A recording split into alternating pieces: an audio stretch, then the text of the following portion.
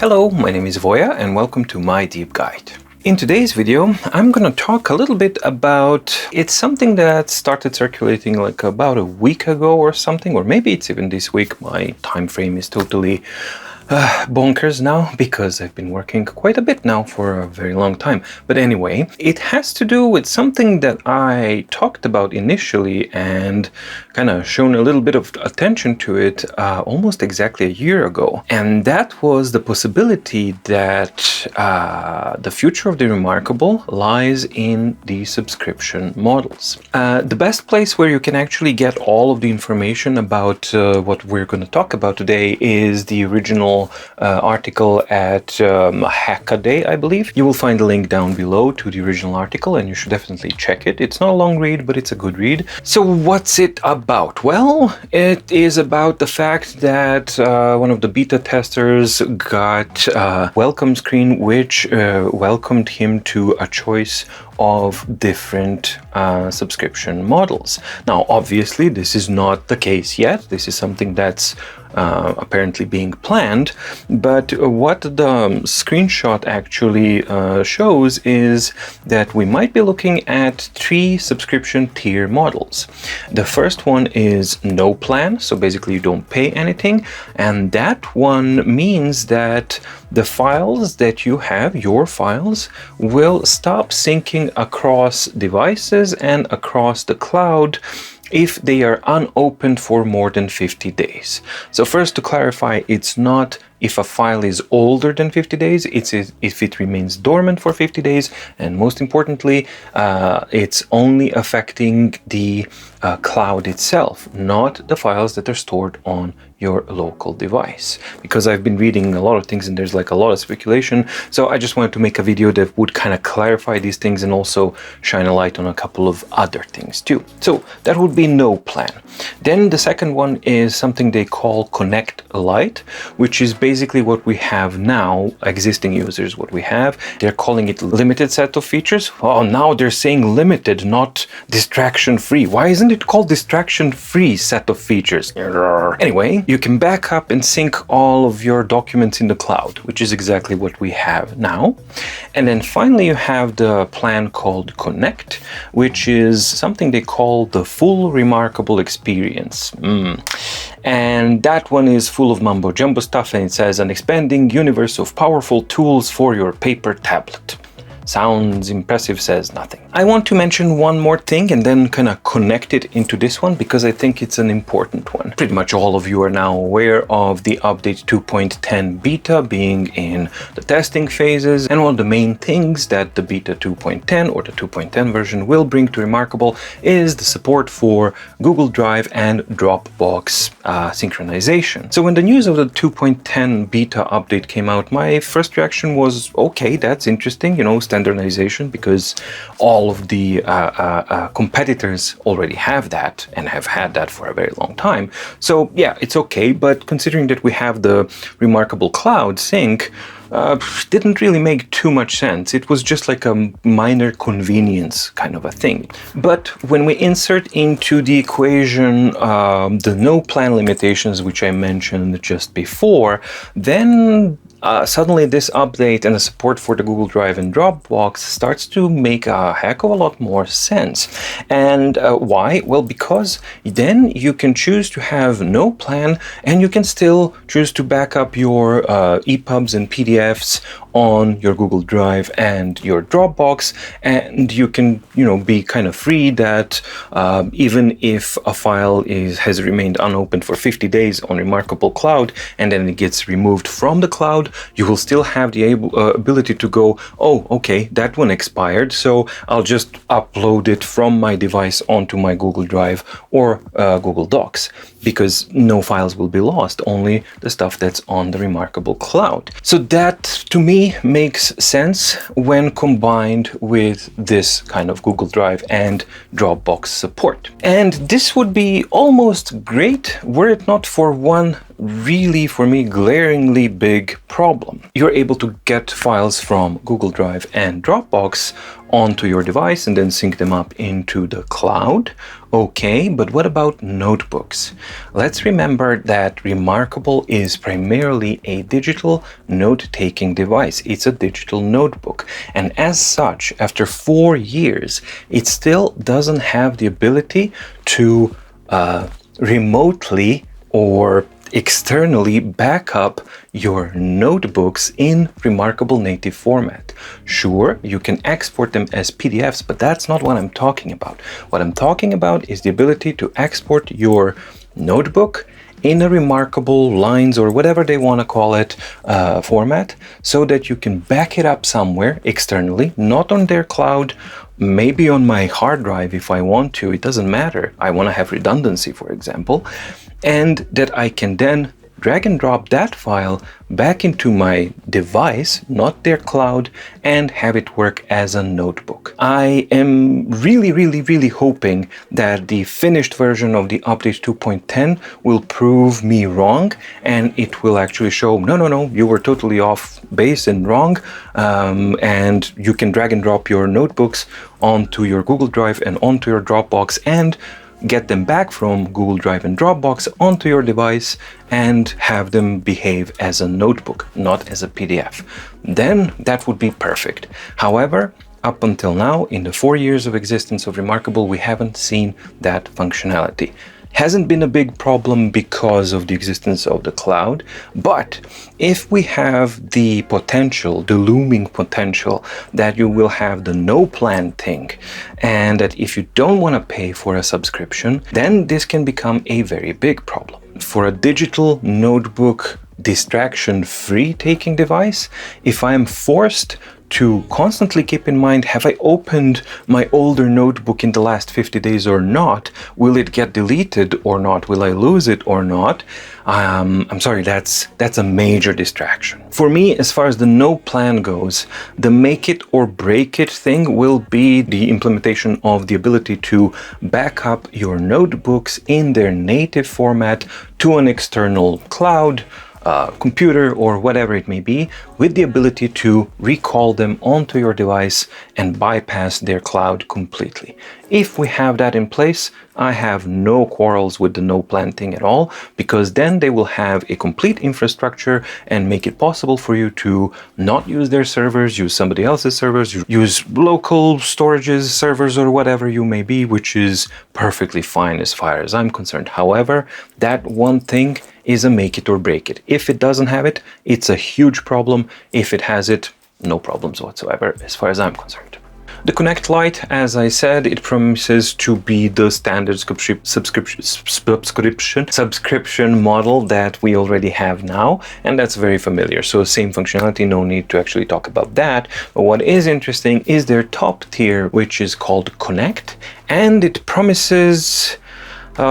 well, to be honest, we don't know what it promises, do we? Since their blurb is a completely useless jumble and garble of promo marketing speak that amounts to pretty much nothing, except for two meaningful words, which are very important, and let's focus on those. Powerful tools. What I'm gonna do is actually kind of offer you two takes on that.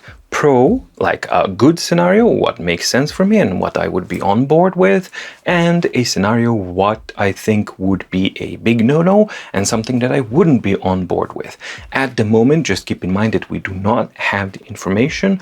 We have a little bit of information, we have an indication, but we don't have any concrete information where this Connect subscription model may go towards. So the best thing is to wait and see, and in the meantime we can discuss in a civil manner, what are the possibilities, so that the Remarkable team can silently lurk in the shadows and observe, eat donuts and read through stuff, and then mark up, hopefully, what their customers want and what their customers don't want. I think that's the importance of having a discussion in the first place. So here's where I stand as far as the Connect subscription model goes. If it's the case that what that subscription model offers are specifically server-related services and features, such as more storage for your backups, backup automatization, the ability to have versioning controls. What that means is, for those who don't know, is that you will have stored on their server multiple versions of your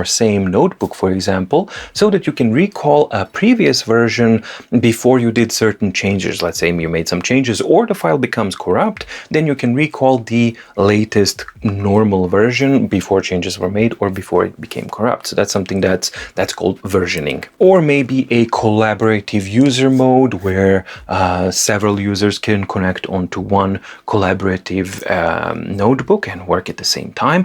Those are all server-related services, and as far as I'm concerned, it makes absolutely 100% sense that they want to charge you for that.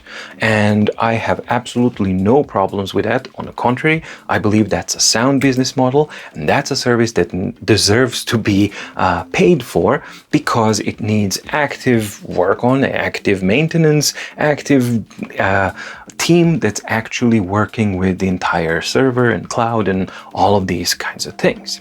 As long as it's server-related services that have nothing to do with the core device's functionality, local device functionality, I'm all for that, and I see nothing wrong with that. If, however, it turns out that the powerful tools are functionalities that would expand your device's local usabilities and functionalities, what I mean by local is something that's not dependent on the cloud, not dependent on the server itself, and if those functionalities would actually expand the usability of your device, such as, for example, the ability to easily upload your template, custom templates, something that has been artificially blocked for 4 years. There's absolutely zero reason why this hasn't been implemented unless they're holding an artificial block on it until they were, gonna launch it so that it has to be like a part of a subscription model. That would suck tremendously. So I hope that's not the case.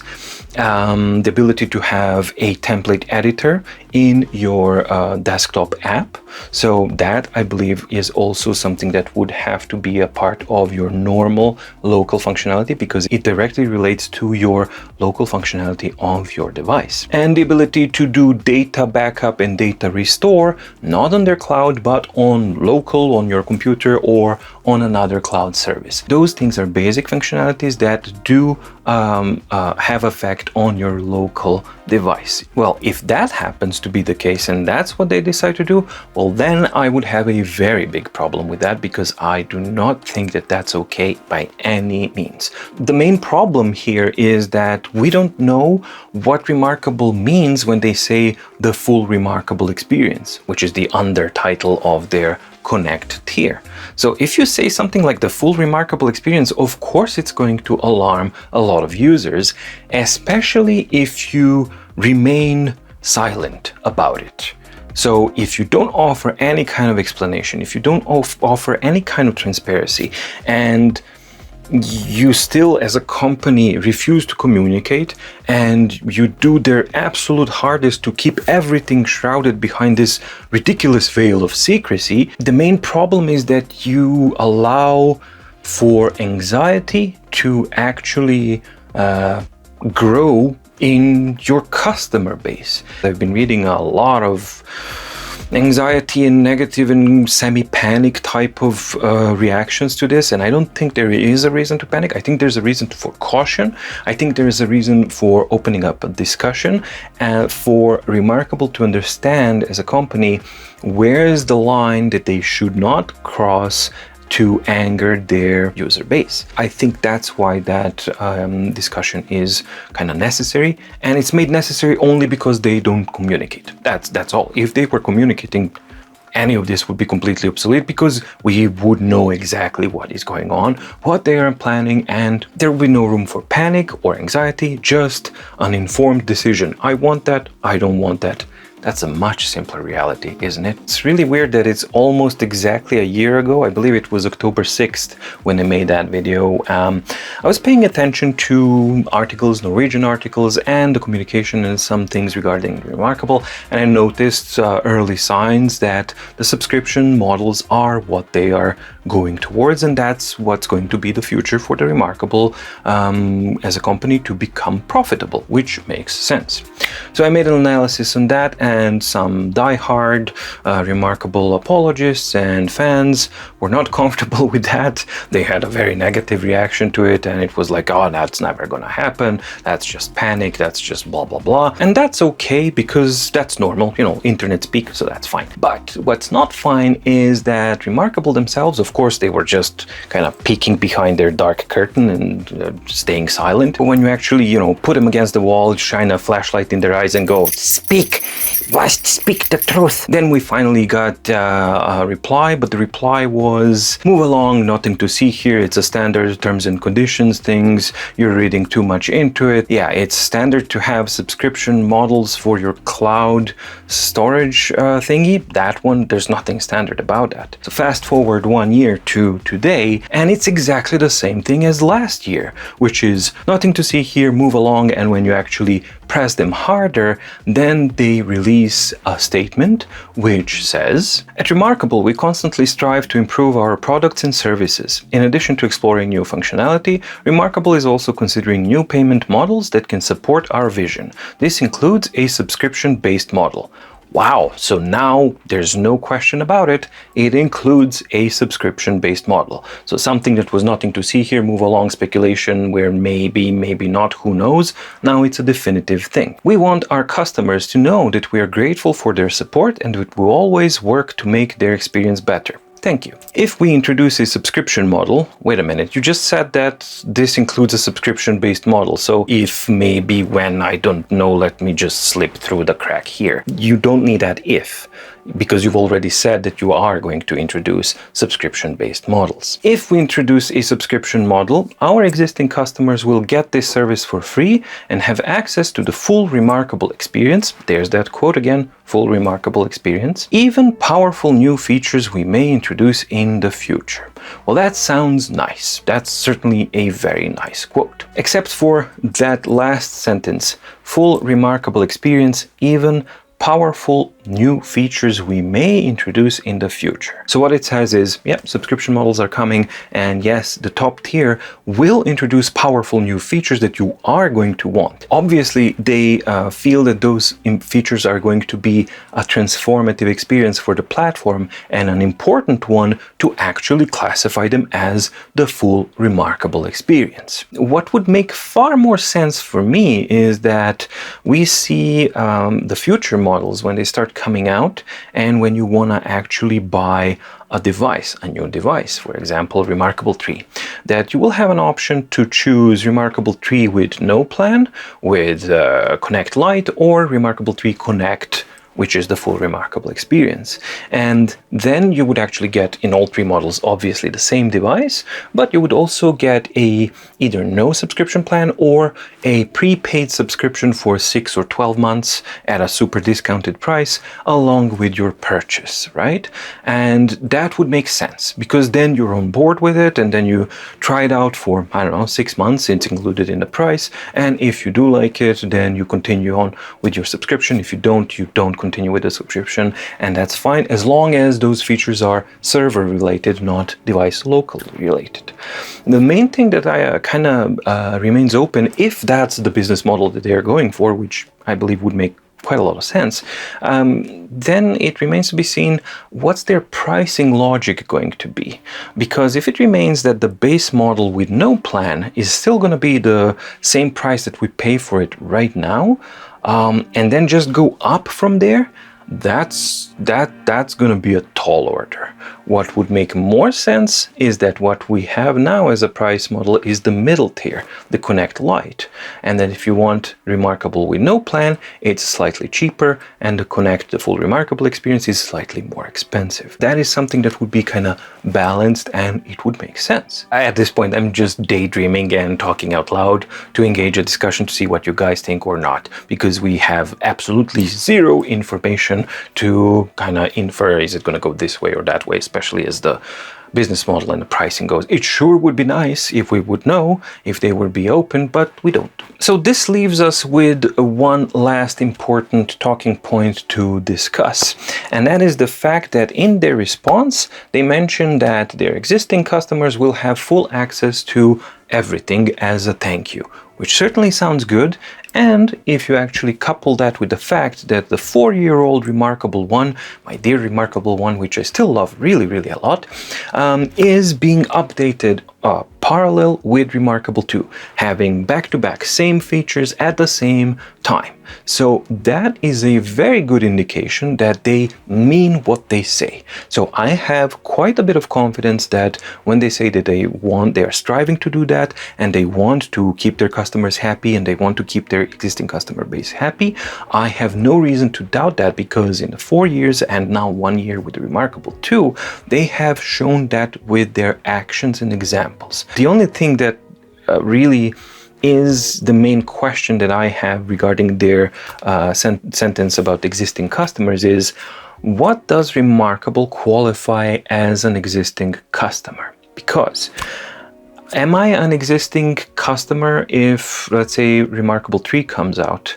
and I want to purchase it? Since I bought Remarkable 1 in September 2017 when it came out, and then I bought also Remarkable 2 in, again, September 2020, I received it. Does that qualify me as an existing customer when I'm purchasing their future products or not? By any common sense and fairness logic, the answer would have to be yes, because I am an existing Remarkable customer. In fact, I have been an existing Remarkable customer for 4 years. But somehow I have a feeling that this is the gray area where investors are going to say, look, you got to make money here. We want a different business model for you. And I believe that even if internally they don't want to do it, I think they will be forced to actually justify a new business model to be profitable. And that means that we probably won't count as existing customers when the new Remarkable device comes out, and that eventually all of us will be forced to make a decision and a choice. What kind of subscription plan do we want? I believe it's simply a matter of time when we will have to make that choice, but as a sign of good faith, they will probably give us a certain leeway of maybe a year or so until we are forced to kind of, in a very smooth and natural, organic way, let the ripples of the surface kind of die down, and then people will each go their own way, and that's a normal thing too. But it doesn't change the fact that it would certainly suck. What does it come to for me? If the subscription plans are server-related functionalities and new features, fine with that, absolutely makes sense. And yes, they should make a business model that earns them money other than sale and research and development of new devices. So absolutely on board with that.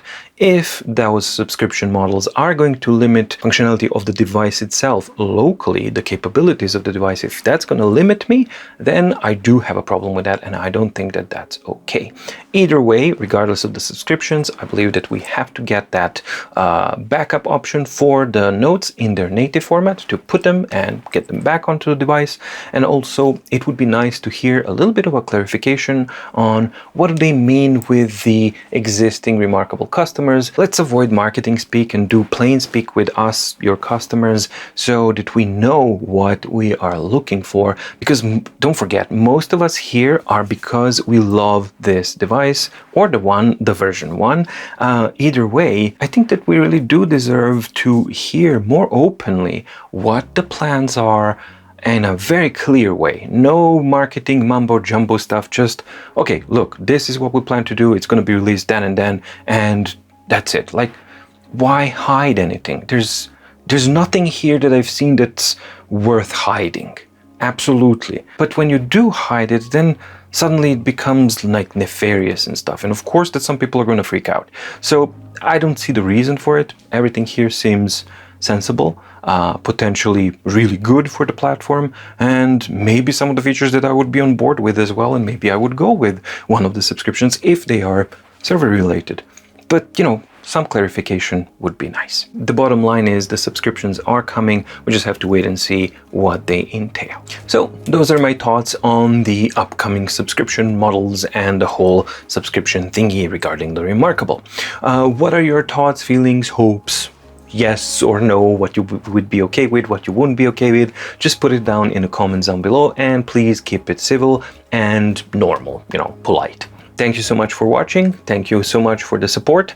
In case you've missed it, MDO, My Daily Organizer 2022 has been released, and you can also see the description below and the link to the video and to the MDO 2022 is also there. Check out the previous video as well, because it describes what's new, what's not new, and all that kind of stuff. Thank you so much for the support. Stay safe, stay healthy, and see you in the next video. Bye.